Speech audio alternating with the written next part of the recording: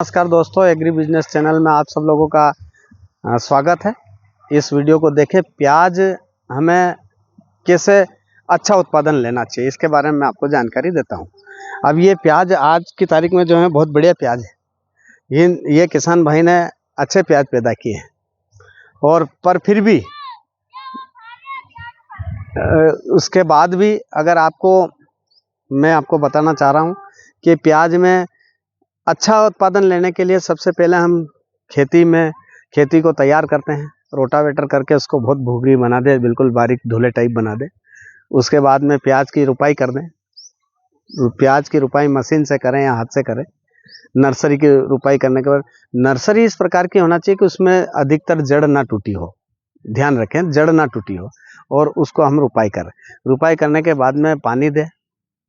पानी से पहले हम जो खाद देना चाहते हैं, जैसे मान लीजिए कैल्शियम, सल्फर, जो भी बेसल डोज में हम देना चाहते हैं दे सकते हैं।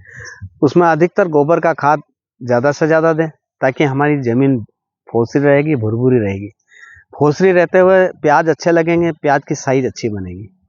प्याज की साइज अच्छी बनेगी, ज़मीन के अंदर हवा जाएगी, तो उसके अंदर बराबर ऑक्सीजन, नाइट्रोजन और हाइड्रोजन प्रवेश होता रहेगा।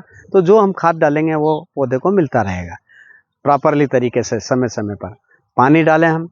पानी कम से कम 10 से 15 दिन के अंतराल, जो भी हमारे हिसाब से, जहां हमारा जिस क्षेत्र में जिस तरीके की ज़मीन है उस तरीके से हम पानी दे सकते हैं।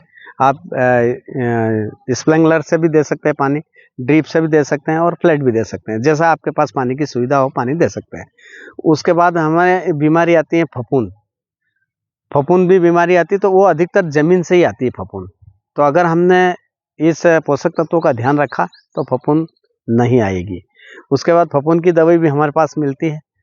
अब दूसरा, थ्रिप्स, ज़्यादा से ज़्यादा इसमें थ्रिप्स आती है। तो थ्रिप्स की दवाई जो है, घरेलू दवाई, अगर हमारी जड़ी बूटी और प्राकृतिक और जो चलने वाली दवाई है, जैसे आयुर्वेदिक दवाई समझते हैं, बोलते हैं उस टाइप से, प्राकृतिक और जैविक दवाई बोलते हैं उसको, पारंपरिक भी बोलते हैं उसको।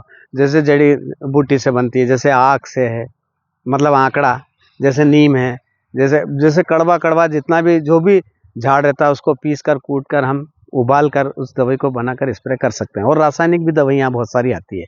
तो थ्रिप्स में जब भी थ्रिप्स आती रहे, उस थ्रिप्स की दवाई को देते रहें।